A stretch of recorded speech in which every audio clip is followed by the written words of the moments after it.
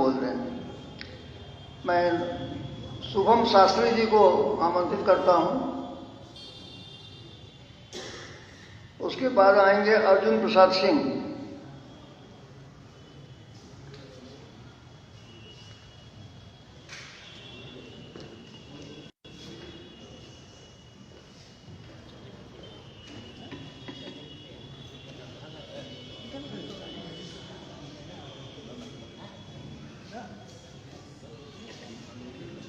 बिहार हिंदी साहित्य सम्मेलन के इस मर्यादित मंच को कोटिशा नमन करते हुए मैं अध्यक्ष महोदय और अनिल सुलभ जी को सादर नमन करता हूं।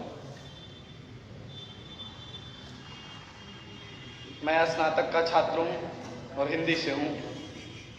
प्रस्तुत करता हूं कि आज महसूस हुआ कि मैं कितना अकेला हूं। मेरे पास ना ही अपना दर्द है, ना ही अपनी खुशी। किसी और के दर्द से दर्द होना, किसी और की खुशी से खुश होना मेरी फितरत थी।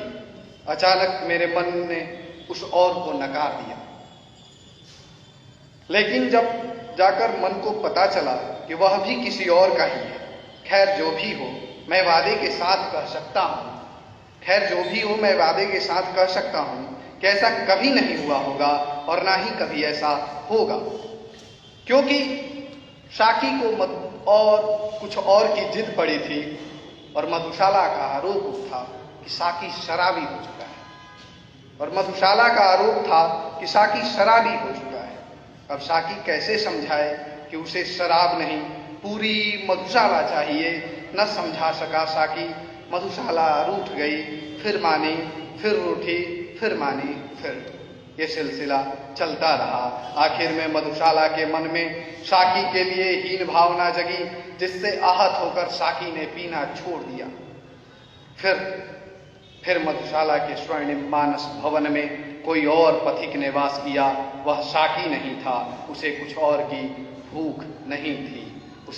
की भूख नहीं थी, क्योंकि वह राहगीर था और रास्ते में कई मधुशालाओं के अंक पाश से होकर के गुजरा था।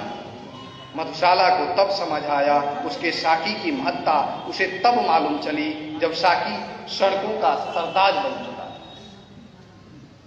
चिल्लाता हुआ यूं ही चंद्रमा के शीतल प्रकाश को बार बार अपने कठोर हो गए शरीर से अलग करता हुआ और श्वान वंशी समूह के घोर चित्कार से अपने कर्ण पल्लवों को बचाता, उन यादों को बार बार भुलाता, याद करता, आहें भरता, फिर गुर्राता।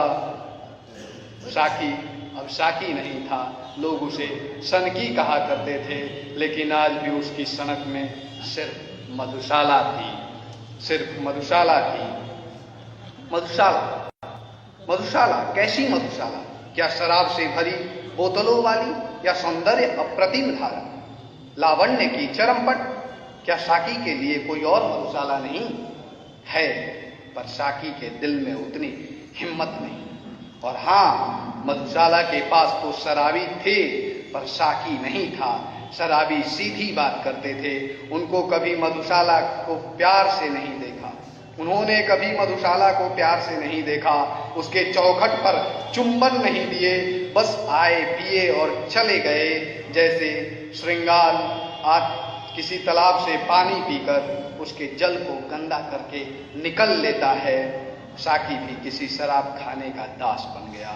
लेकिन उस मधुशाला ने शाकी को शराब नहीं, जहर के प्याले दिए और शाकी के साथ भी राहगीरों जैसा व्यवहार किया गया